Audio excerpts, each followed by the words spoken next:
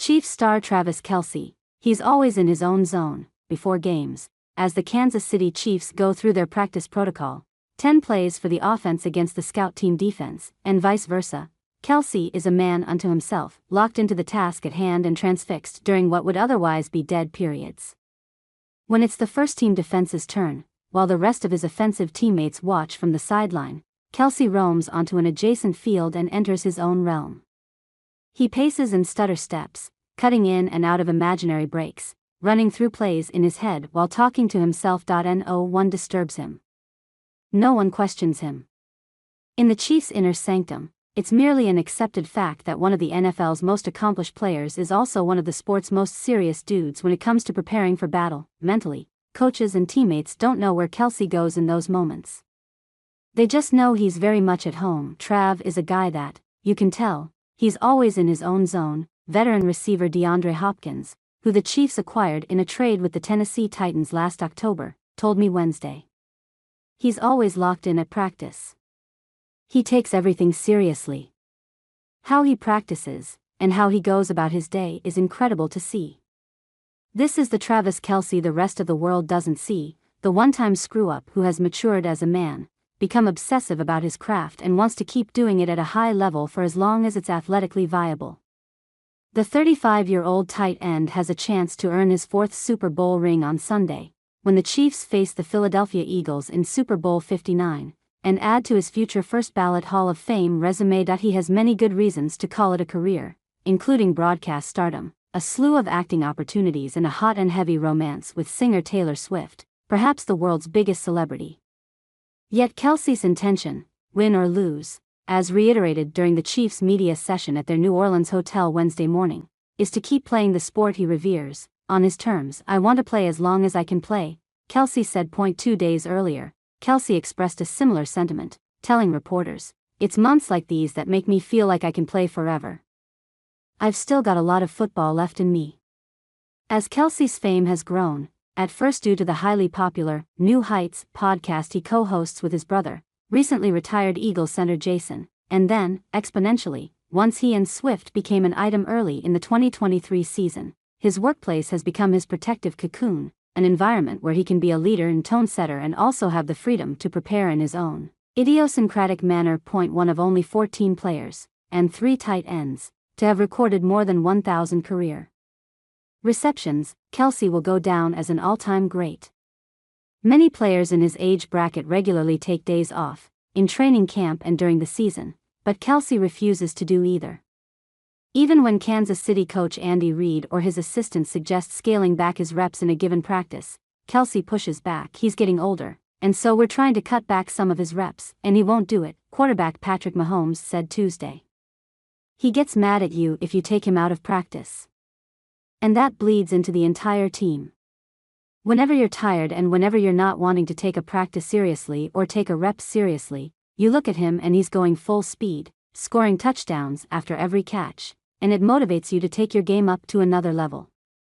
Kelce's motivational magic was on full display in the Chiefs' 32-29 AFC Championship game victory over the Buffalo Bills. Early in the game, second-year punt returner Nico Remigio called for a fair catch despite having some room between him and the Bills players charging toward him. Remigio later told FanDuel TV's Kay Adams that Kelce approached him on the sideline and said, "That's not being great, bro." On his next return opportunity, in the second quarter, Remigio raced 41 yards, setting up a touchdown that gave Kansas City a 21-10 lead. Said Remigio, "He was the first one to greet me coming to the sideline, and he was like, 'That's how you be great, dog.' And I was like, 'This is a dream.'" Teammates and coaches say that Kelce is often the first and most vocal person to greet new acquisitions, even when they're relatively anonymous practice squad signees. He clearly relishes his role as an organizational standard-bearer, especially in light of the way he began his career, and how far he has come in terms of his professionalism, once infamously suspended from the University of Cincinnati football team for an entire season after failing a marijuana test. Kelce still had some rough edges when he arrived in Kansas City as a third-round pick in the 2013 draft. Early in his career, he made an obscene gesture that Reid called an immature act during a Sunday Night Football defeat to the Denver Broncos. He has since described himself as having been selfish, stat-obsessed and overly casual in his work ethic. When Kelce was asked on Wednesday how different his approach is now than it was in his first few seasons, he shook his head and said, "It's night and day different. I was a lot more focused on individual success and, what comes with having the individual success is being able to be comfortable in who I am, and confident in who I am, and I think with that individual success, I've started to really understand what's real. And what's real is this game's only fun if you win football games with the people around you. And once I figured that out, it really just took off for me, and I've loved playing in the league ever since, man." This is not to say that Kelce's fire has disappeared. Remember his celebrated confrontation with Reed during the second quarter of last February's thrilling Super Bowl 58 victory over the San Francisco 49ers?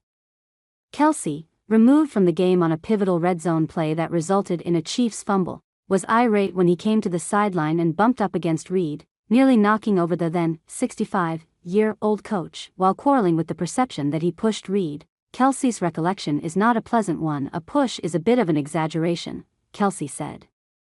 "I would never push my coach like that. I was fired up, though, and Coach Reed knows I get fired up, and sometimes he gets fired up the same way to get me going. And at that point in the game, I just wanted to let him know, you can put it on me, man. I'm ready for it." I was pretty heated in that moment. I know I can't catch him off guard like that to where he stumbles. 3 weeks ago, Kelce caught some fans off guard in the Chiefs' playoff opener, catching 7 passes for 117 yards and a touchdown in a 23-14 divisional round victory over the Houston Texans. On some plays, including a 49-yard catch and run to the Houston 1-yard line in the second quarter, the tight end evoked images of his physical prime. At times during what for him was a relatively tame regular season, 97 catches, 823 yards, 8.5 yards per catch, 3 touchdowns, Kelce appeared to be visibly slowing down, to the point where some wondered whether the end of his time with the Chiefs might not be voluntary. His performance in the Texans game shredded that storyline, but few premier pass catchers have thrived into their late 30s, and Kelce knows that nothing is promised. Because of that, he's savoring every second of his team's quest to become the first to win 3 consecutive Super Bowls. "It's such a special time in Chiefs history, and this legacy is just so fun to be a part of, because of the people that we have here," he said Wednesday. "And I'm just trying to cherish all these memories and make the most out of all these opportunities that we have chasing these rings." As he tries to add to his gaudy postseason profile and hoist another Lombardi trophy, Kelce is experiencing excitement for the players around him, especially those newcomers who have yet to be part of a championship run. "I think at this point, I just want this Super Bowl even more so for the guys around me than I do myself," he said. "It's just where I'm at in my career, and I feel like I'm a lot more selfless nowadays than I was early on. This team is more special than any I've ever been on, I used to want to be known as the greatest tight end ever, but I think it's just more so enjoying these moments that I have with my teammates and trying to get these wins and create these memories. I've gotten away from wanting to be known as that. I think I want to be known as just one of the best teammates these guys have ever had." Kelce will, because his energy is infectious, and because on any given day at the facility, and especially on Fridays, it's very, very obvious how much he cares that he's not ready to walk away from the game he loves. But know this, on Friday at Tulane University, when it's the first-team defense's turn to run through its plays, Kelce will wander off and enter his distinctive, rambling realm, and no one in his presence will say a word.